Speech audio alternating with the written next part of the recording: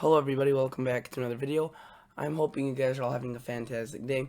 So today's upload is going to be another long range forecast, long range update, and wow guys, there are many different things going on, a whole bucket load of things, and it's just looking extremely active. I don't remember a forecast that has been this active in a while. Basically to historic proportions. I mean, the amount of rain that will be occurring is really above average, and just very interesting setup. So let's just dive right into this. Consider subscribing, consider liking this video. Really helps this channel out.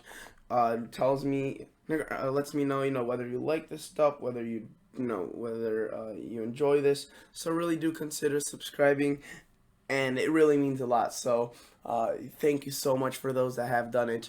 It means the freaking world to me, so thank you for that. Here we start off by showing you the GFS 384 hours out, and it just shows you the total rainfall amounts that are expected in the next, say 10 days, a little bit more. And you can see that the amounts are pretty big, and this is actually on a conservative side. There will be quite a bit of rain across the region, and the thing is, guys, the catch here, if you will, is that this extreme rainfall is occurring over areas that have already seen rain.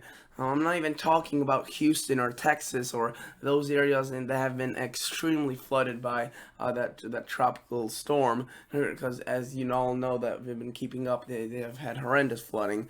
I mean, a lot of the Midwest is pretty moist as well, pretty well.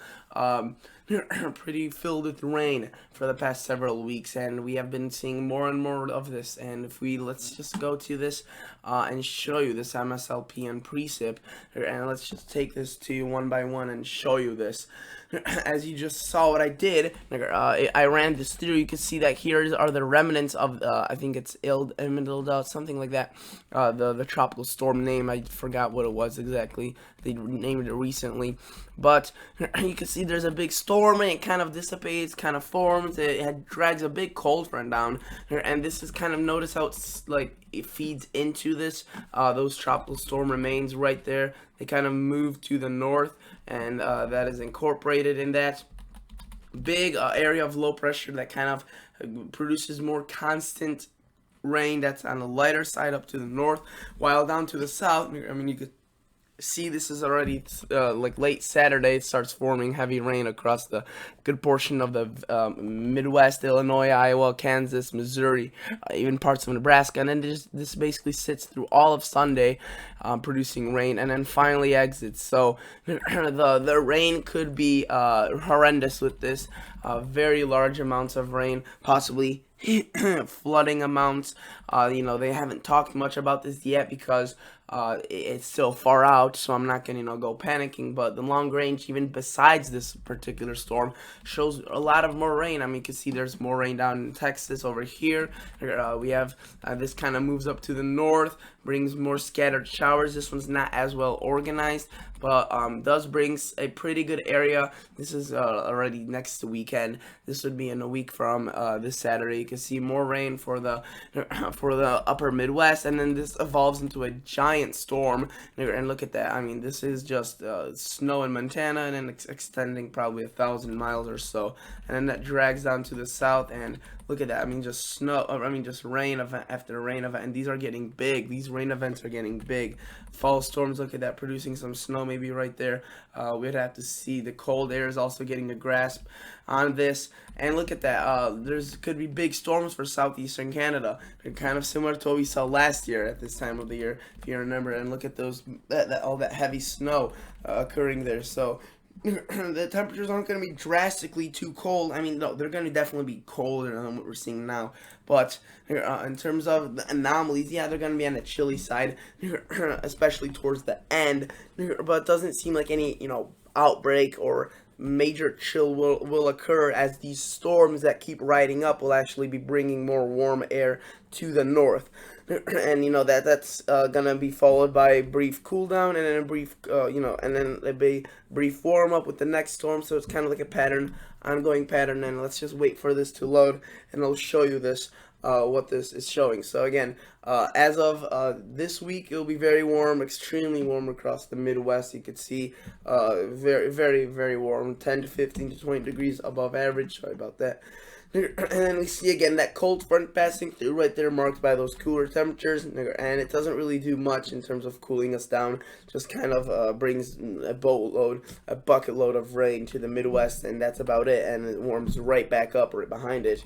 And if we were to wait, patiently for this to load, well, let's just go into the future. You can see that it remains pretty warm. These storms try to bring in quite a bit of chilly air. I mean, you can see there would be one right there. Again, that's that one that's going to be occurring next weekend. On the northwest side, it's very chilly, and on the south side of the storm and on the east, it's very warm. Notice how, I mean, extremely warm temperatures right in front of it. But then once the storm passes through behind it, you could see some pretty chilly air coming on and affecting much of the Midwest. Again, this is still far out, and this is only one model run. If we go to, say, the ensembles, the GEFS ensembles, I think they're also showing a slight cooling trend towards the end of the forecasting period. To what extent doesn't seem great at this point. At this point, it seems like they're still showing those warm temperatures across the eastern U.S. and those, the chilly temperatures kind of reserved to Canada. But unfortunately, yeah, exactly. You can see right there, and it doesn't really show much chill. Maybe up to the north, like the northwest and the northeast, but a good portion of the central U.S. will still be warm. In fact, if you look at the European model, which again is one of the most looked at models in terms of this, let's go to the height anomalies. You can see that they're actually showing a giant ridging pattern going on. So basically warm for the next couple of days, and then we see a brief cool down, maybe trying to come in. Very chilly across the west, it seems, but look at that. I mean, a huge ridge across Sunday. This is late September. Look at that. I mean, that's just a massive ridge just to bring in warm temperatures, and the European is not really buying into this cooler weather that some of the other models are showing. But the main issue, the main forecasting point is all about the total accumulated precip. I mean, it's horrendously huge. Some of these amounts will be, way above the required amount to produce flash flooding, so it's kind of scary to think about what's going to happen. But, I mean, you can see right there, if we go to the 7-day total precip anomaly, it doesn't even matter at this point whether it's really above average, because the point is that it's already so moist across many of these areas that even if it is below average or around average, that still could be enough to put flash flooding. But of course, it remains above average, and look at that, it remains green across much of the Midwest. Yeah, it may be drier across the South, but they're not really too moist at this point, or maybe if they are, then you're lucky, you won't see additional rain. But these locations, I mean, if we go to the National Weather Service map, I'm pretty sure there's some river flood warnings, flash flood watches. I know there were, today we have for my area at least, we have a hydraulic outlook, and you can see significant rainfall late this week may lead to renewed flooding. I mean, just absolute horrendous amounts of rain. And if we look at the South Dakota area, look at all these river flood warnings, significant flooding. So this is a significant flooding amount is going on, significant flooding threat. Let alone, not speaking about just this area in Texas that has been absolutely just bamboozled by just been absolutely slumped by all these storms. Even the east coast, as you can see, coastal flood advisory, that's due to low rip currents. That's a little bit of a different story. But it's mainly that Midwest and central U.S. kind of area dealing with heavy rain. So this is very, very ongoing threat, imminent threat, and we'll have to definitely keep an eye on it. If we go to the 6 to 10 day outlook, which isn't really in our concern, because even if it does, it will show above average conditions. But that's just, we're focusing on the next kind of 6 days, because that's when a lot of rain could occur. And then what happens afterwards, we hope for less rain, but according to this, more rain. And then notice how it's above average and below average for the west. 8 to 14 day outlook. I actually haven't looked at this. Sorry about that. We just want 8 to 14 day outlook.